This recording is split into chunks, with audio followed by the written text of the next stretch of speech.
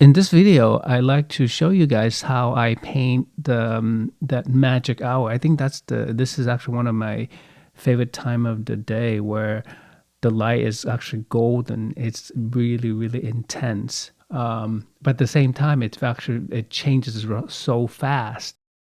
I actually have different images of that time of the day where it's got the similar feeling.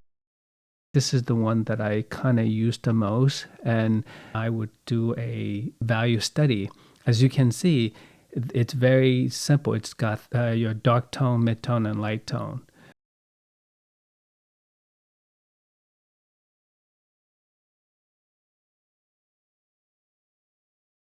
So I mix the sky color, which is the light tone, and wet the paper, the rest of the paper except the sky.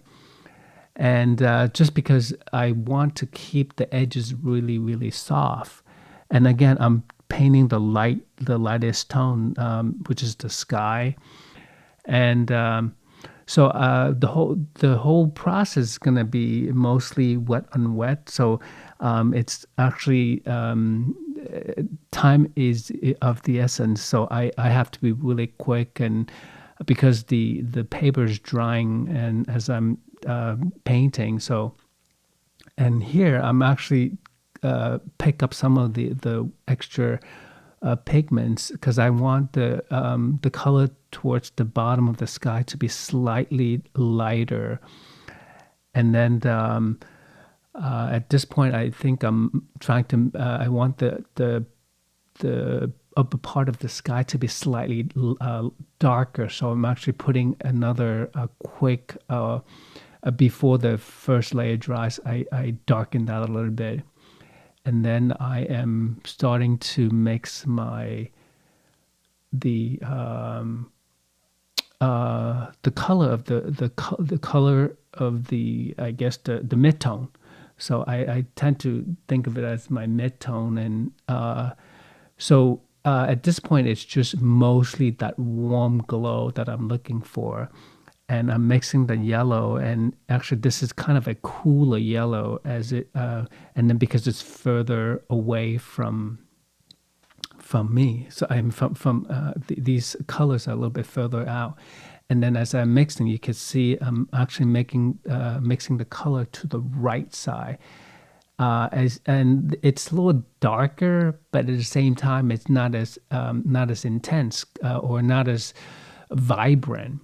But this is on purpose because I want this part to be kind of darker, not because that's not the center of interest. Again, continue to mix that color, and I like to keep everything wet, and the edges are very soft. As you can see, the on the right hand side, it's still mingle with the sky. And here I mixed this really super a warm orange and red, and this is actually the center of interest. This is the part where the warm light hits, and so it really, with the warm light and with hitting that kind of a yellowish I guess the foliage, it's you can really enhance that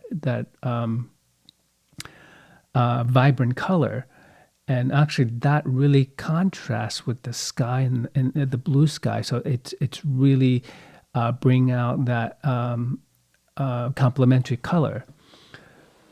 So again, because I am painting this mostly wet on wet, so it's actually a little different than the typical way of painting. And with wet on wet, a lot of times you don't really have time to overanalyze, and a lot of times you just have to kind of go with the flow and see. And I mean, if I have to paint this again, the chances are it's not going to be the exact same thing. It's extremely difficult to get the exact.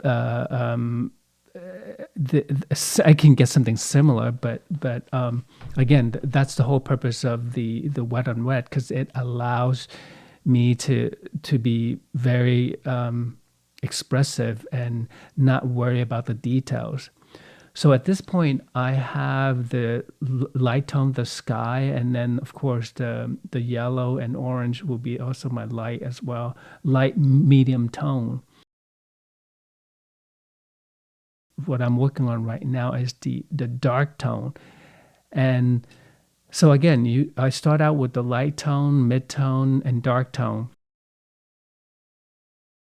The color is still kind of spreading. It's not the first layer is wet, and then the second layer is wet, and now I'm mixing the ground plane.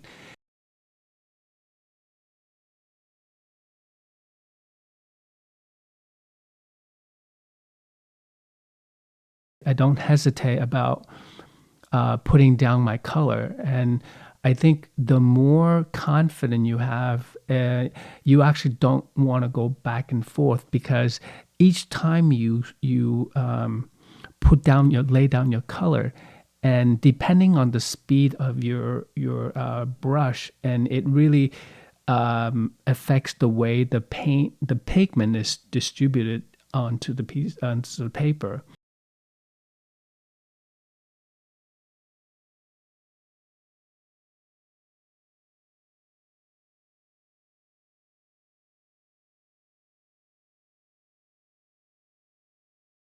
I'm using a palette knife. And so the whole idea is to create some kind of textures.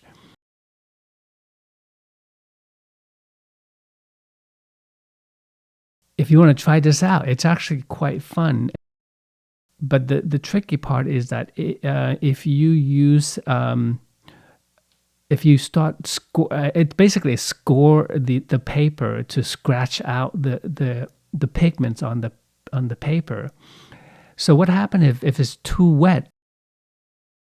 The water and the pigment just it floats right into that the where the area where I scrape out. So you would have a dark line, but if you, depending on how you use it, and if you can actually create some light tone rather than dark line. And if you can see the paint on the upper left, you can see those are white lines. Those lines are a little bit lighter. That's because that's because the pigment on that upper left corner is dry, or close to dry. So there's the pigment is no longer moving. And then if you look at the right side, the pigment and the line's dark. It's because the water and the pigment floats right back into the line.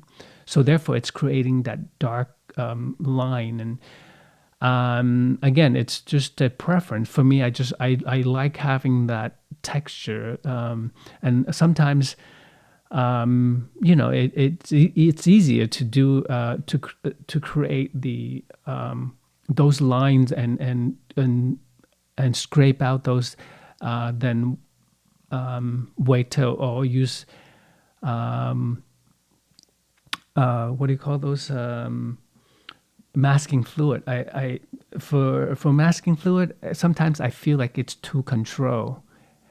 So while I was talking, I actually used a dryer to dry this make sure that all the first layer and the second layer are dry. So at this point, everything is dry. So when I put my dark paint on the top of this, you can see the edges are really sharp, and the paint is no longer spreading. So it really creates a very strong contrast. And so, some people think it's a little bit too strong, and this is fine. And I feel like this is the part I also need to have that kind of confident brush strokes. And at the same time, because I am not trying to copy exactly what's there, and the whole idea is to also, when I put down the stroke, the mark making also have a similar feel as the first time when I was doing the block in.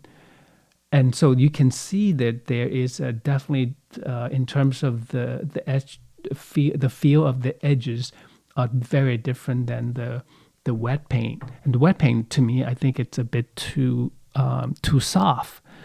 So now the trick is to create like an edge that kind of bridge the two. Because right now it feels every stroke that I put down, because the paper is wet, and so it looks it doesn't feel like it belongs.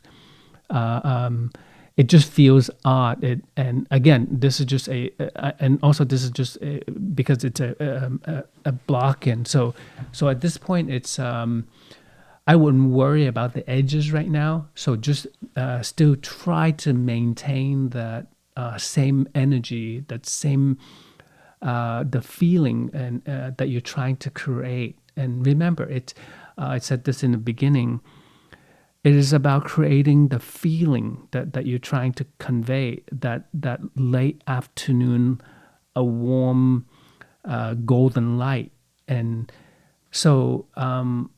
Just keep that in mind, and always that is your goal. And at this point, all the transition or the edges are not that important. And at the same time, I would actually go back and look at the value study, excuse me, that I did earlier, because that will actually give me a good idea of where the major the composition or the big shapes gonna be. And so I'm actually still not looking at the reference photos, and that will come later when the blocking is complete.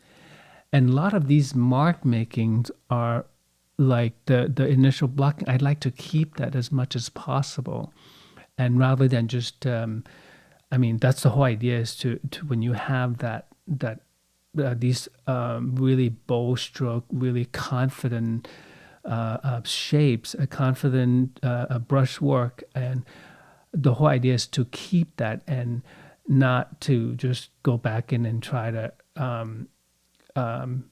match or try to add more detail to tone it down. In fact, the whole idea is to keep as much of the original